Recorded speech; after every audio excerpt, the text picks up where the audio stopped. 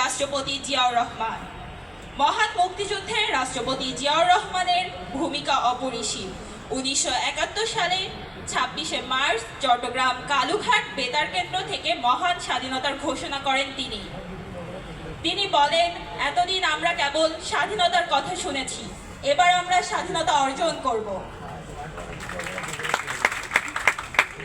মহান মুক্তিযুদ্ধে 8 নম্বর সেক্টরের সেক্টর কমান্ডার ছিলেন প্রেসিডেন্ট জিয়াউর রহমান। মহান মুক্তিযুদ্ধে অসামান্য সাহসিকতা ও নেতৃত্বের জন্য বীর উত্তম খেতাব পেয়েছেন তিনি একজন দলীয় শাসন ব্যবস্থা ভেঙে বহুদলীয় শাসন রাজনৈতিক ব্যবস্থা চালু করেন। 1978 সালে বাংলাদেশ জাতীয়তাবাদী দল বিএনপি প্রতিষ্ঠা করেন। বাংলাদেশি জাতীয়তাবাদী দল ধারণ প্রচালন করেন। কৃষি, শিল্প ও রপ্তানি খাতে উন্নয়ন করেন। 1976 সালে সারা দেশে খাল খনন শুরু করেন, ফলে কৃষিকাজে উন্নয়ন হয়। 1976 সালে গ্রাম প্রতিরক্ষায় তিনি একটি বাহিনী গঠন করেন।